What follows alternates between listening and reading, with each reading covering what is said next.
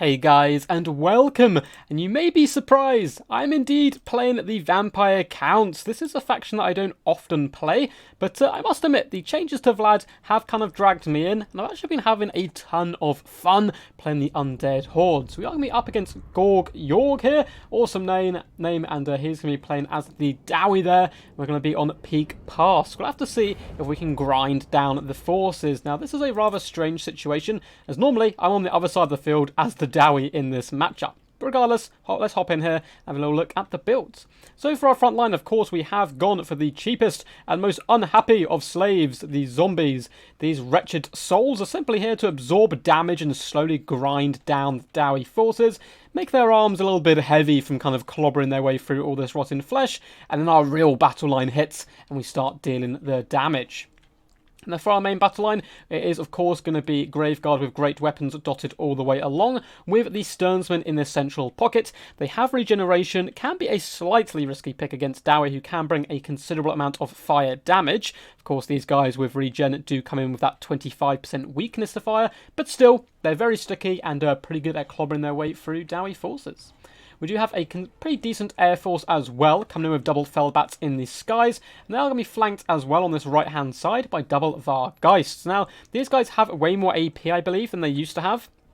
If we have a little look over here, they have 70 armor-piercing damage, which makes them really good at tearing through Dwarfs. And I thought as well, if there's Gyrocopters on the prowl, we can kind of surround them with the Fellbats and tear them to pieces with the Vargeists. Over on this right-hand side, we do have a Black Coach, which of course does do magic damage, but has decent mass and is quite well known to deal pretty good damage up against the Dowie. We'll have to see if my micro can keep this bad boy alive. Over all the way on the left-hand side, we do have some Black Knights as well with the Lancers. Going to be trying to do some cycle charge and burst damage with those guys. And then for our hero core, we do have double White King on foot. These guys, anti-infantry, very good at slaughtering all those bearded folk. And for the main lord, of course, we have the absolute Vlad dad himself, Vlad von Karstein with no nose.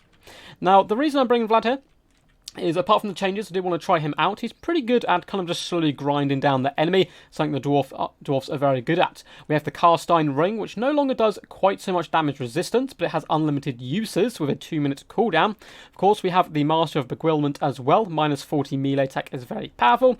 Arcane Conduit, and then it's the stuff you normally expect. Raise Dead, Dance Macabre, and Invocation of Nehek. And we're going to bring Blood Drinker as well, just to make him even more annoying and sticky. Now, for the forces of the Dowie here, we do have a ton of Longbeards dotted along the front. It looks like, no, 2 Longbeards, as well as some Dwarf Warriors in a very interesting formation. Miners in the secondary battle line, which is how I like to use them as well, to try and ensure you get all of those blasts and charges off by throwing them up over the air. We do, in the central portion, have double Iron Drake Trollhammer torpedoes. Going to bring down all those large threats, but can also do good work to Graveguard as well with sustained fire.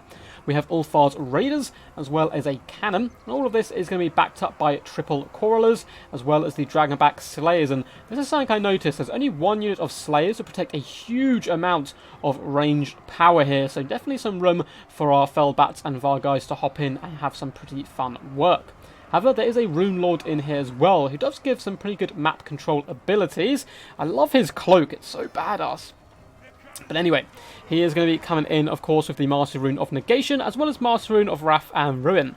Negation no longer is an area of effect around himself. He can actually place it anywhere within a 200-meter radius, which makes it far more powerful, in my humble opinion. As you can see, we are starting to move all our troops round to the sides, and Vampire Counts are a particularly slow faction to play. There's no real rushing around unless you have Blood Knights and the like. You can just take a happy stroll, move up with your Graveguard, and just slowly surround your enemy and get into position for the big strike. As you can see, Vlad is charging headlong ahead of the battlefield here, and we're trying to make sure my opponent's micro is nice and honest. He's trying to focus down some Vargeists at the moment, so I'm actually going to run up to these miners with blasting charges, and because Fire at Will has been left on, we're going to tank all the charges with Vlad, which is completely fine for us. We basically take no damage, we have regeneration, and it's going to save my zombies as well as those Graveguard quite the burst of damage. So we managed to get pretty much all the blasting charges off one unit, and we're going to start strolling over to the next now as well. We do give a Invocation Heck to the Vargeists, trying to heal them up, and I'm getting prepared here for the ultimate assault, as the zombie line is closing in now upon the Dwarf Warriors. White King as well as Vlad coming over to say hello to these miners, and you can see they kind of fall for the same trap here, trying to throw blast and charges into Vlad once more. And you know, as I said before, I'm very happy for this to happen. White King even takes a few shots and does a dramatic fall down to the ground. A little bit of a footballer's dive there, as he'll be absolutely fine.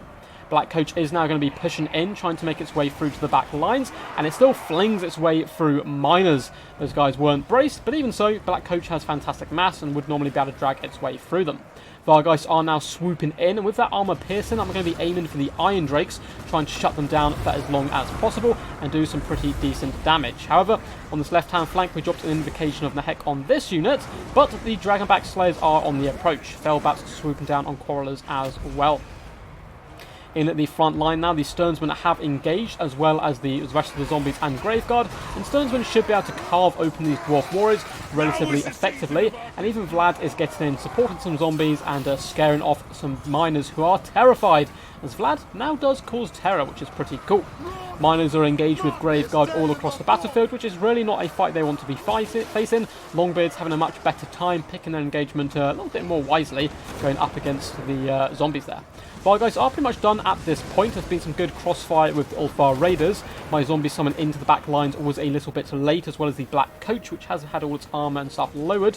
And my backline assault has kind of failed a little bit, which is pretty rough for me. We've lost all the Vargeist. The Fellbats are still distracting units, which is all good. But the Black Coach as well has taken quite a hammering at this point, and due to a little bit of miss micro, it is going to get caught by the Dragonback Slayers, and when this type of unit is surrounded by Slayers, it's really hard to escape now, and those guys are going to be getting dragged to their doom.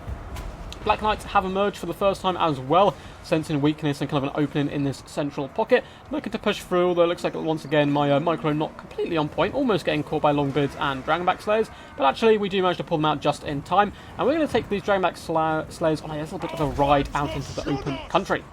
Graveguard doing a decent job though, pushing their way through, now going to be surrounding these Longbeards as well, as zombies slowly just grinding their way through miners where possible. White King's doing a pretty decent job as well, going up against the mighty Longbeards, certainly going to help these zombies out quite a lot in a matchup they would of course lose horrifically to. But yeah, the White Kings look pretty badass, coming in with some of those overarching slashes of his blade, should be able to do some good damage all round to these mighty Dowie folk. More zombie summons in the back line, hunting down Iron Drakes and the like. So it looks like that's just a normal unit who somehow managed to get into the back lines. And Vlad has come over to say hello to the cannon crew, trying to shut these guys down. But to be honest, there's not many good targets for the cannon crew, so it probably would have been better hunting down some other units instead. We are going to be summoning another unit of zombies to push back onto the Quarrelers. And as you can see, all three units are completely free and can fire once more. In the distance, you can see the Black Knights have taken these Dragonback Slayers for a huge walk. These guys are still chasing, a little bit of a mistake by my opponent there. And I'm quite happy to let them chase, because all we're going to do at this point is loop up and back around and come swinging into the unprotected back line now, because the Slayers are no longer here. Sternsmen basically haven't moved from their starting position, they've just been working their way along, up to 71 kills, doing some pretty good work, taking down Longbeards and Dwarf Warriors alike, and the rest of the Graveguard as well. Those surrounded and crumbling slightly are going to be trading very effectively in this type of matchup. Annoyingly for me, I only discovered this game that the Rune Lord is actually faster than Vlad von Karstein, so I'm having to kind of constantly buff myself up with a Dance Macabre in an attempt to catch this guy. We're doing some pretty decent damage every time we do indeed catch him. And you can see more zombies are being summoned once more. It's like I was really spamming this game just to try and shut down the backline as much as possible. Iron Drakes still though, up to 25 kills, probably got some okay value as well, but shut them down as much as I physically can. It looks like the cannon crew has returned, going to be able to hop on top of their cannons once more and start unleashing hell upon me. Ulfar Raiders as well, up to 88 kills. These guys have been doing some pretty good damage and some good micro on my opponents to use their ability rather effectively, targeting down key units of myself. Black Knights are going to be looping around here. Looks like the Dragonback Slayers taking the quicker approach, just desperate to try and get back and into the action as my zombies are finally dealt with. Sternsman though, pretty much full health, and with 90 kills and full health, that's going to be a real sticky unit to deal with in the late game for my opponent, and if he can't keep these Quarrelers online. But for now, he's doing a good job. Quarrelers are still active. Iron Drake's pretty beat up, to be honest, but White Kings are now managing to hop into the back line onto these Quarrelers. With Foseek and Heroic and Blow, yeah, these Quarrelers not going to be having a good time at all.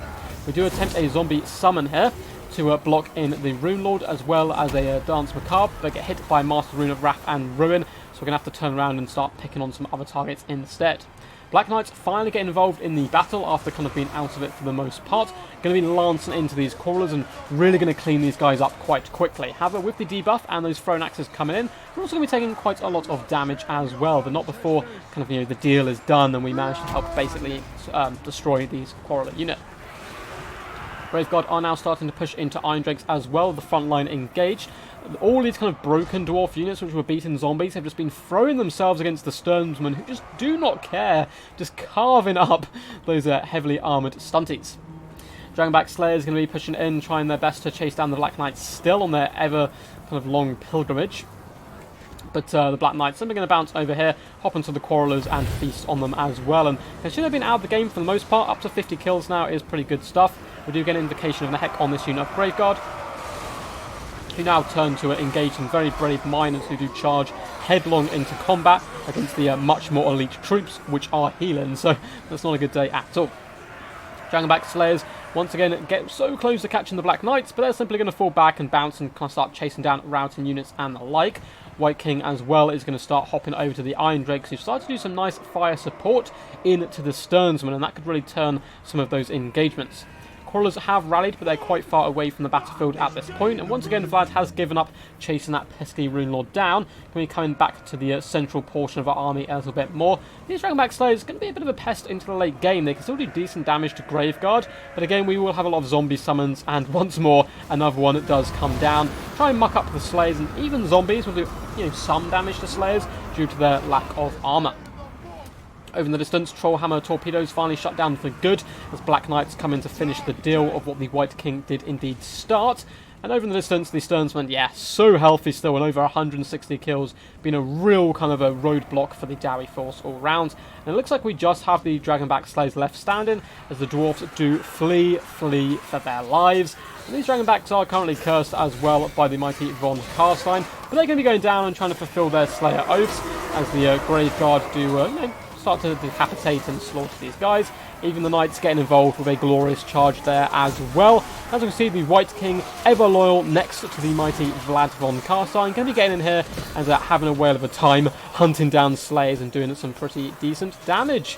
So very well played to my opponent. That is going to be the game. We can see the corpse of the corpse cart kind of just left behind as more undead troops do start to flood the field. It looks like we just have a tiny little group of Slayers left here fighting back to back. 4 to be precise, and as I say that, one of their heads does get decapitated and he can't even finish off a zombie with his death blow there. It's very unfortunate stuff. And that last Slayer does lose an arm to the White Kings, who are very powerful here in this battle all round. Oh, looks like there's actually one left over on this left-hand side, but down he goes. So a Pyrrhic victory to be sure. We took massive damage. Hope you guys enjoyed that one. If you did, feel free to give the video a big old thumbs up and subscribe for more Total War Warhammer content. And feel free to comment as well. I do read them all and really enjoy seeing them. Anyway, well played to Gorg Yorg. Some very impressive stuff indeed. Managing to make it a pretty close game in the end, really deleting quite a lot of my units. As for his force, of course, the Longbeards hold firm for an absolutely huge amount of time, but all these kills are on, zombies and the like, not getting it the most value in return. Trollhammer torpedoes as well did get shut down quite early on by the suicide charge of my Vargeist, which is a very expensive suicide charge. However, it stopped them from, deleting some of my key units, as well as the Graveguard, and it allowed the Graveguard then to push in and really deal some huge damage. Very impressive play with the Ulfar Raiders, though I think my opponent used their marks by Ulfar rather effectively.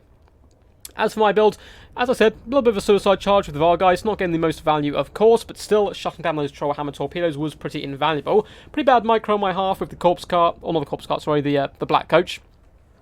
As it did, not get rid of too much damage and value, and I didn't really keep it moving too much, which was my bad.